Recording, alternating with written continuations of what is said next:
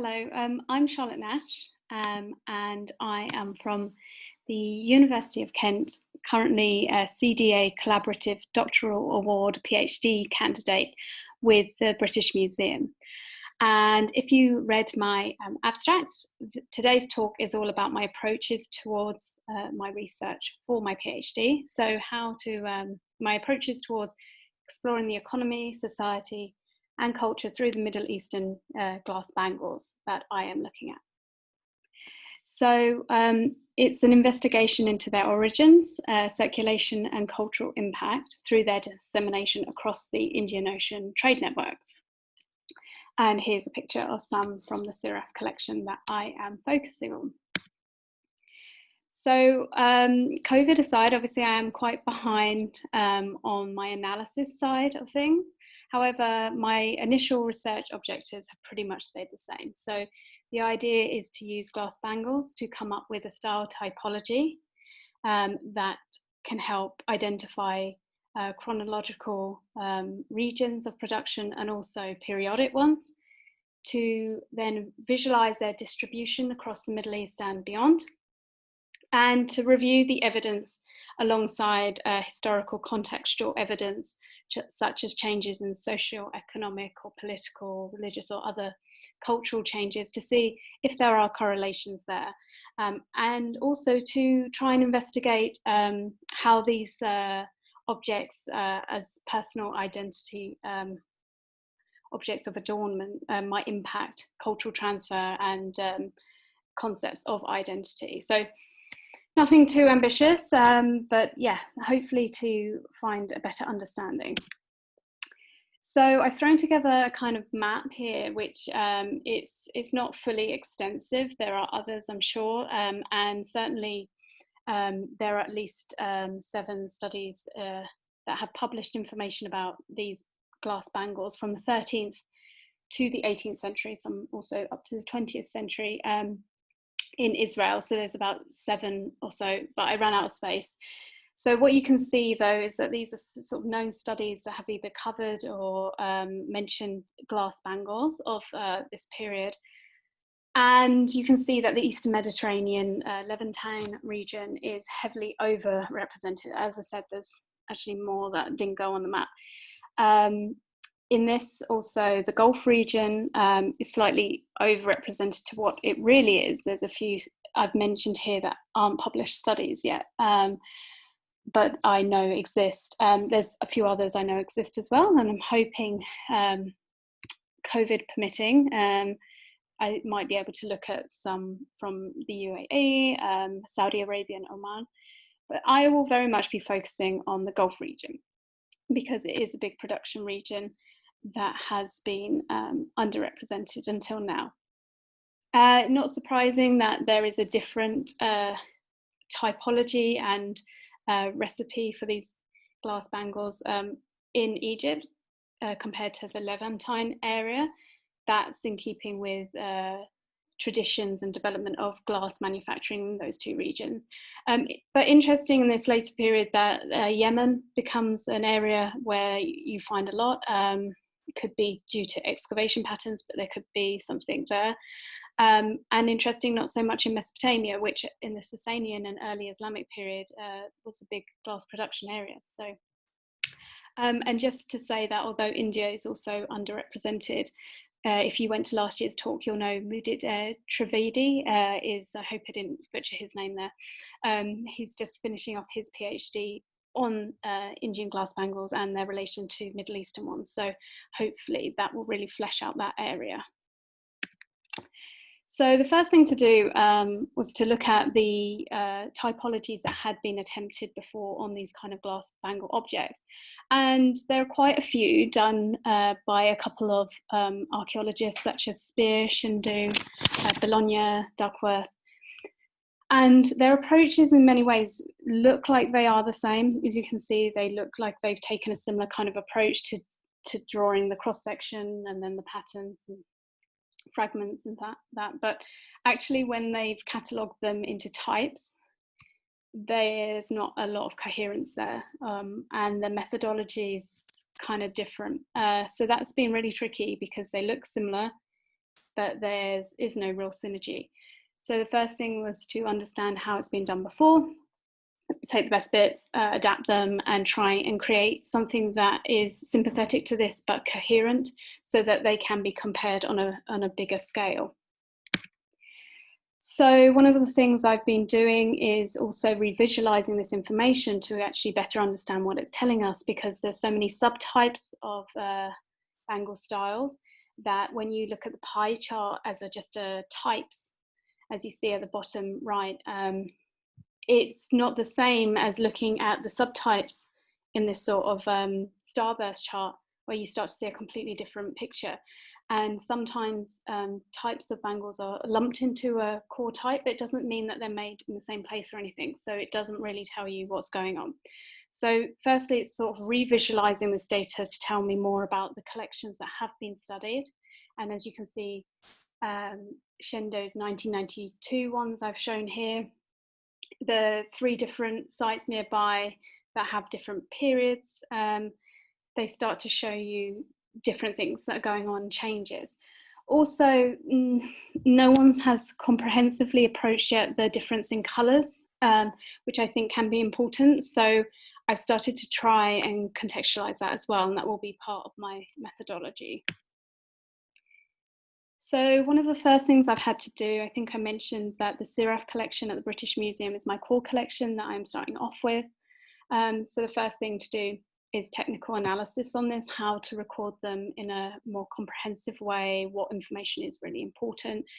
So the side view, the cross section, really important, I'll talk about later because it's to do with manufacturing techniques. And then the top view, and then the image to scale. And then of course the circumference is important because it tells you what kind of person might be wearing this. For example, the ones I've looked at so far all fall within a very close circumference. And if you ever watch them make this, is because they do have molds that they use in traditional bangle manufacturing workshops. And just for context, I've got very small hands for a female. They're sort of closer to child hands in modern gloves. And these just about fit my wrist. So they just about fit me. So this tells us already something about who might be wearing them. Other information is useful. Twist style is very common in Siraf, but I find that there's a multitude of types of twists that haven't really been looked at before, and how you achieve those. And there's things that you can find out, such as right or left twists, which might indicate which hand is being used, and therefore someone's right-handed, left-handed. So lots more to explore, really. So as I mentioned, there's more than just the typology here. I'll also be analysing the chemical recipes of glasses to better identify their primary production locations. Now, this is a minefield in itself, and I don't have time to talk about this here. I was supposed to speak about this scientific aspect at a talk about glass at the British Museum. It was cancelled. Hopefully next year I'll talk more about the technicality behind that side of things. But as a basic, only Henderson and Bologna tried to do both, and it didn't really work before. There was a few reasons why, and primarily because they weren't using, in my opinion, a set that had good chronological context. They were all surface finds, as is the case for many of these objects. So it's about finding one with good archaeological context to start with. So I've started the process of XRF analysing these objects. SEM will also be done, and for a select few we'll be sending for laser ablation to differentiate between specific sub-recipes and differentiations in certain recipes that might tell you about different regions, which again, I'm not going to go into now. As I mentioned, also a way of cataloguing colours. So I've been looking at using a Pantone colour system, 3D colour system, to better describe the colours and catalogue them, so that you can see if there are also correlations between style, colours, and recipes, and then changes across regions and times. So that's the idea. It's important as well because you can't always visually show, you know, with sketches and that, what colour we're talking about, what's blue what's turquoise, what's sea green, so on. And then the last element, which I hope to get to eventually, is to understand the social, political, economic, religious and other cultural aspects of the region, the changes, how they may or may not be reflected in these bangles, and what they might mean about identity, which again, can't talk about any of that yet, but I haven't got to it yet anyway in my study. So where I am right now is I've created a typology that is sympathetic to typologies of the past with type A, B, C, D down to F main types, created subtypes to do with the features. Again, similar to what other people have done, but I think a bit more comprehensive. And I've tried to have a clear method through. And also importantly, the cross sections. So cross sections are really key here, because around cross section means a completely different manufacturing technique to say a flattened inside, so a flat or D-shaped or peaked cross section. So that is important, and I've created something that I think is so detailed that it might need to be simplified eventually, but hopefully will also be usable in the future for people to add to, because it's not just focusing on one region, one type of glass bangle, it's trying to make something that can fit all types. So that's the plan. I've also had to try and create a coding system for different glass type recipes that's understandable to a scientist and tells you straight away what you need to know about glass and therefore potential provenance. I've started that here. I've got a symbol for high-low. We're looking at trace elements and what are indicators of the chemical signatures of these different glasses. Again, not going to talk about this here. If you have a question, please ask. I'll try and answer. If not, perhaps for another talk. And then at the very beginnings of starting to use a Pantone system for colouring, which is not as important, I'll come to later. So what I hope to achieve long term, and why I think this is important, is to create a typology that can actually be used to identify and date glass bangles in other places. There's so many that have never properly been recorded or were surface finds, and it could be used many different ways. So there's, for example, the Petrie Museum just have boxes that haven't been analysed. So hopefully create a catalogue that will be usable for future studies. And then I hope also that I will be able to do some experimental archaeology on how these objects are made, so that I can better understand the difficulty of different styles, how long they take, how much investment, how much glass is needed, colorants, that kind of thing, costing, to better understand values. And when I mentioned about the two different cross sections, apart from the very modern process, which is quite manufactured, it's where you sort of create a coil and you can just chop them off and they're very fine, like those ladies are putting together at the bottom. Pre-19th century, there were really two manufacturing techniques, which is important because usually you would have one or the other at a certain workshop.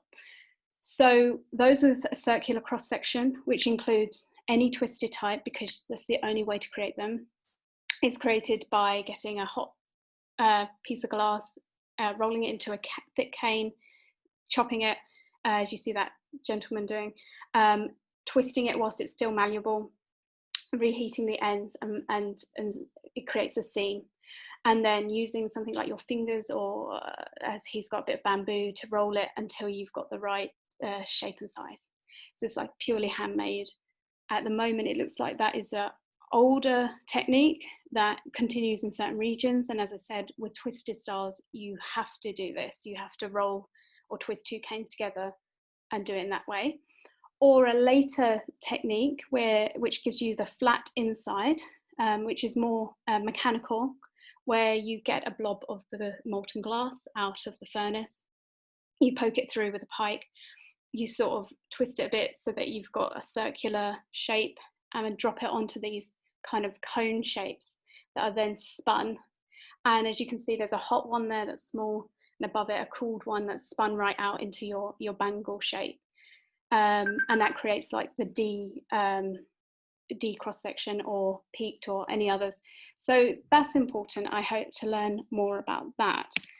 And then finally, something I'm not going to talk about now, but I've already got some breadcrumbs from my research and some really exciting things to understand about cultural meaning, personal identity, potentially female identity through subjects, and other values.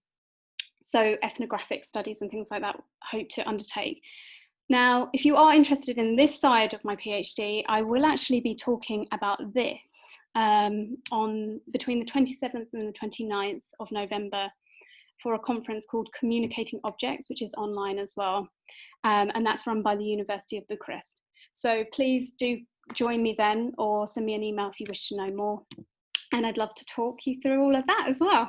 So anyway, that's quite a lot. Thank you very much. Just want to say before I open the Q&A, a special thank you to all of my supervisors who are very patient. Ellen Swift at Kent University, Andrew Meek, who's in the science department at the British Museum, and also St John Simpson, whose collection it is that I'm looking at in the Middle East, and Ian Freestone from UCL, who kindly let me take his module on glass chemistry to better understand that aspect of things. So thank you so much to all of those people. Please email me, my email details are below, and any questions I'll try and answer.